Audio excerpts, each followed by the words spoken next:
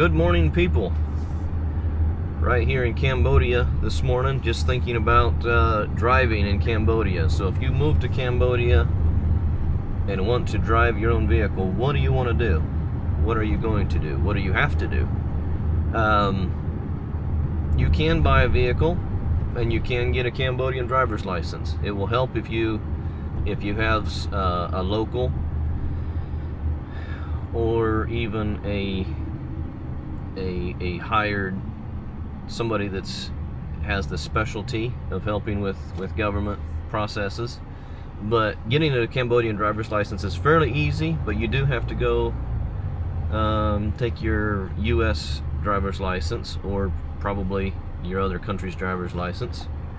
And one of the Aeon malls in Phnom Penh is the only place where a foreigner can get their first driver's license, and I think maybe even renewals. So either be or go to Phnom Penh, Aeon Mall, get your foreigner's driver's license. It doesn't cost a lot. You gotta have some paperwork done, some photos taken. They do a basic eye exam, and in and out of there for probably about $50 USD, all told. And it don't take long. If you get there early and there's already a crowd forming, you can wait in line for maybe an hour just standing there. There's no waiting room really, because there's only one agent in there as of the time of this video that processed the foreigner's application. English is decent there, can be a little hard to communicate with them. Driving laws, much like what you're used to probably, other than they're not enforced, sometimes more than others. At the time of this video, for instance, there's some conflict with Thailand and the prices with the US war with Iran. Fuel prices are high, and due to just prices being high and trouble across the board, the traffic police are not really out and about.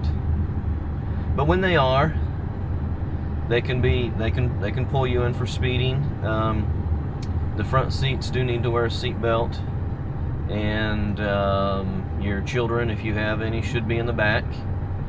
They don't really have any type of car seat rule at this time, although it's a good idea probably, just to be safe. Some of the driving here, for sure, on the main roads and traveling between cities, can be dangerous.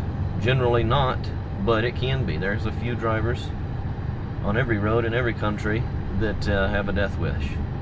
So other than that,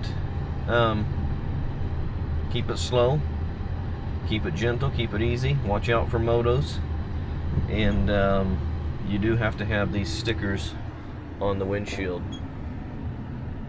and a couple different inspections and annual permits.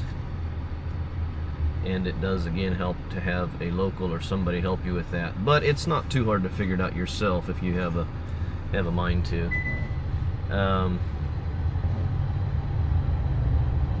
All in all, if it weren't for our organization already having vehicles here and having an native employee that can help get driver's licenses and the paperwork through, it probably wouldn't be worth it. Motos are pretty easy to get. You don't need a driver's license, at least if they're 125cc or below on engine size. Of course, if you buy a moto, then you have the maintenance involved, but it's pretty cheap. Tires are cheap. Getting a flat fixed is cheap, maybe a couple dollars. You can buy a new tire for your moto for $6 or $8. You can get the oil changed on your moto if you don't want to do it yourself for a couple dollars. And so you can have the maintenance and work done on it for you, really reasonable. Buying a new moto might cost you $2,100 to $2,700 new if you want to go that route, or you can pick up a used one for a little over half that, and a good used one for $1,500-1,700. So, of course, if you don't want to buy a car or buy a moto, you can always use PassApp. And PassApp is recommended. For sure, use the app. Use the ABA bank account link if you can. And we can do another video about getting an ABA bank account or another bank account. ABA is my recommendation. But using the app, it's a set rate before you even agree to the ride, and it's very reasonable. If you just hail a tuk-tuk or PassApp taxi, then they feel free to charge you premium rates, and you probably, for a while at least, aren't going to know the difference. And in the PassApp app, you can also easily tip the driver right within the app, and I believe 100% of that tip goes to the driver. So I have never had, you can rate and review your driver after the trip. I've never had a bad one, never had one that was difficult or just had any problem with through the app. I have had a few that I just hailed on my own, especially in the old market area, tourist area right there. Some of those can be aggressive, have an attitude problem, and will severely overcharge you, try to overcharge you if you let them. So stay away from those guys.